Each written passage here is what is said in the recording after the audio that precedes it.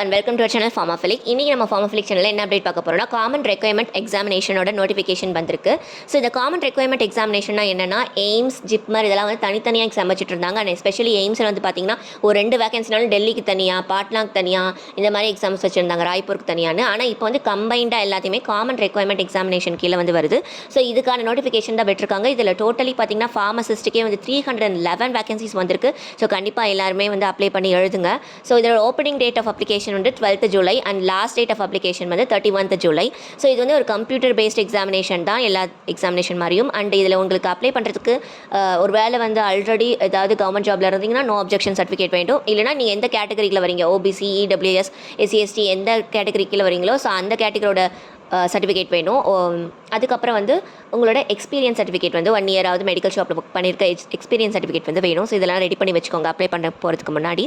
And இதோட syllabus வந்து நம்ம ஆல்ரெடி பிசிஐயில் வந்து நம்ம காலேஜில் படித்த அதே சிலபஸ் தான், டிஃபார்ம் அண்ட் பிஃபார்ம் சிலபஸ் தான். ஸோ அதை எடுத்து வச்சு நீங்கள் படிக்க ஆரம்பிக்கலாம். காலேஜில் படித்த சிலபஸ் எடுத்து வச்சு நீங்கள் வந்து ப்ரிப்பேர் பண்ண ஆரம்பிக்கலாம்.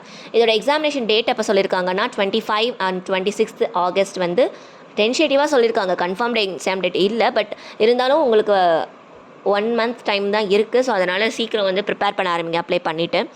அதுக்கப்புறம் இதோட டியூரேஷன் பார்த்தீங்கன்னா 90 minutes தான். இந்த எக்ஸாம் டோட்டல் டைமிங்கே வந்து 90 minutes தான். இதில் வந்து உங்களுக்கு 100 questions கொடுப்பாங்க. அந்த 100 questionல வந்து ஒரு கொஷின், கரெக்ட் கொஷனுக்கு 4 marks. ஸோ டோட்டல் வந்து 400 marksக்கு நீங்கள் எழுத போகிறீங்க. ஸோ அந்த 400 marksல உங்களுக்கு நெகட்டிவ் மார்க் இங்கே இருக்கான்னு கேட்டிங்கன்னா ஆமாம். நீங்கள் ஒவ்வொரு தப்பான கொஷின் அட்டன் பண்ணுறச்சையும் உங்களுக்கு 0.25 மார்க் வந்து குறையும். ஒரு கரெக்டான கொஷனுக்கு 4 marks உங்களுக்கு கிடைக்கும். ஸோ இதில் வந்து 80 questions வந்து சப்ஜெக்ட் பேஸ்டாக இருக்கும், ஃபார்மசி பேஸ்டாக இருக்கும். 20 questions வந்து ஜென்ரல், ஆப்டிடியூடு, மேக்ஸ், இந்த மாதிரி மென்டல் எபிலிட்டி, இந்த மாதிரி சப்ஜெக்ட்ஸை வந்து பேஸ் பண்ணியிருக்கும். ஸோ இந்த மென்டல் எபிலிட்டி, ஆப்டிடியூடு இதெல்லாம் கொஞ்சம் ஈஸியாக இருக்கும். ஸோ அதெல்லாம் வந்து பேசிக்காக நீங்கள் ப்ரிப்பேர் பண்ணி வச்சுக்கோங்க. ஜென்ரல் வந்து நமக்கு எதில் இருந்தாலும் கேட்கலாம். கரண்ட் அஃபேர்ஸ்லாம் எவ்வளோ படிக்க முடியும் இந்த 1 month கேப்பில். ஸோ அதனால் வந்து ஜென்ரலில் தவிர்த்துட்டு இந்த மென்டல் எபிலிட்டி, ஆப்டிடியூடு இதெல்லாம் வந்து அந்த இடத்துல யோசிச்சு அப்ளை பண்ணுற மாதிரி ஈஸியாக தான் இருக்கும். ஸோ அதெல்லாம் நல்லா ப்ரிப்பேர் பண்ணிக்கோங்க.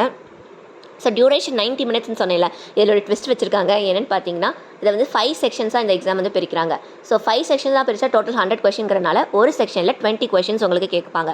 ஸோ அந்த 20 question அட்டன் பண்ணுறதுக்கு உங்களுக்கு 18 minutes தான் டைம். ஸோ 5 செக்ஷனாக பிரித்து ஒரு செக்ஷனுக்கு 18 minutes டைம் கொடுத்துருக்காங்க. ஸோ டோட்டல் வந்து 5 செக்ஷனுக்கு 90 minutes.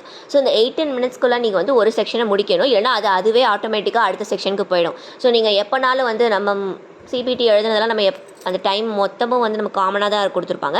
நம்ம எப்போனாலும் திரும்ப ஃபஸ்ட்டு கொஷினை வந்து லாஸ்ட் டைமில் கூட ரீவிசிட் பண்ணி நம்மளால் சேஞ்ச் பண்ணிக்க முடியும், ரிவ்யூ பண்ணிக்க முடியும்.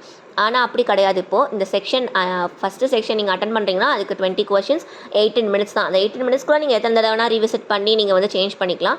அப்படி இல்லைன்னா நீங்கள் அந்த டைம் முடிஞ்சோடனே அதுவே வந்து ஆட்டோமேட்டிக்காக அடுத்த செக்ஷனுக்கு போயிடும். ஸோ இந்த செக்ஷனுங்க திரும்ப நீங்கள் ரீவிசிட் பண்ண முடியாது. ஸோ அதனால் டைமிங்கை மனசில் வச்சுட்டு நீங்கள் வந்து கொஷின்ஸ்லாம் அட்டன் பண்ணுங்கள். தெரிஞ்ச கொஷின்ஸ்லாம் டக்குன்னு போட்டுட்டு நீங்கள் வந்து தெரியாத கொஷினுக்கு பெருசாக டைம் செலவு பண்ணாமல் இருந்தீங்கனாலே நீங்கள் கொஞ்சம் டைம் மேனேஜ்மெண்ட் பண்ண முடியும். ஸோ இதில் வந்து படிக்கிறத விட டைம் மேனேஜ்மெண்ட் வந்து ரொம்ப முக்கியம் இந்த எக்ஸாமுக்கு. அதே மாதிரி இதோட அப்ளிகேஷன் ஃபீஸ் பார்த்தீங்கன்னா ஓபிசிக்கெலாம் 3000 rupees, எஸ்சி, எஸ்டி, இடபிள்யூஎஸ் இவங்களுக்குலாம் வந்து 2400 rupees அண்ட் பர்சன்ஸ் வித் டிசபிலிட்டிஸ்க்கு வந்து ஃபீஸ் கிடையாது. அண்ட் எஸ்சி, எஸ்டி, இடபிள்யூஎஸோட ஃபீஸ் 2400 வந்து நீங்கள் எக்ஸாமுக்கு அப்பியர் ஆகி ரிசல்ட்லாம் பப்ளிஷ் ஆனதுக்கப்புறம் உங்களுக்கு வந்து ரீஃபண்ட் பண்ணிடுவாங்க. ஸோ குவாலிஃபைங் மார்க்ஸ் பார்த்தீங்கன்னா அன்ரிசர்வ்ட் அண்ட் இடபிள்யூஎஸ் கேட்டகரிக்கு வந்து 40% ஆஃப் மார்க் எடுக்கணும். ஓபிசிக்கு வந்து 35% ஆஃப் மார்க் எடுக்கணும். எஸ்சி, எஸ்டி அண்ட் பிடபிள்யூக்குலாம் வந்து 30% ஆஃப் மார்க்ஸ் வந்து எடுக்கணும். இதோட பே லெவல் பார்த்தீங்கன்னா சென்ட்ரல் கவர்மெண்ட்டோட லெவல் 5 29,200 to 92,300 தான் வந்து இதோட பே லெவல். அண்ட் எல்லோரும் நல்லா ப்ரிப்பேர் பண்ணுங்கள். நம்ம சேனலையும் எய்ம்ஸோட ப்ரீவியஸ் இயர் கொஷின்ஸ்லாம் ஆல்ரெடி போட்டிருக்கோம் அண்ட் இனிமேலும் போஸ்ட் பண்ணுவோம். ஸோ அதெல்லாம் நல்லா பார்த்துக்கோங்க. அப்போ தான் உங்களுக்கு ப்ரீவியஸ் இயர் கொஷின் பார்த்தா தான் உங்களுக்கு ஒரு ஐடியா கிடைக்கும் எப்படிலாம் கேட்டிருக்காங்க அப்படிங்கிறது. நம்ம சேனலை சப்ஸ்கிரைப் பண்ணி சப்போர்ட் பண்ணுங்கள். தேங்க்யூ.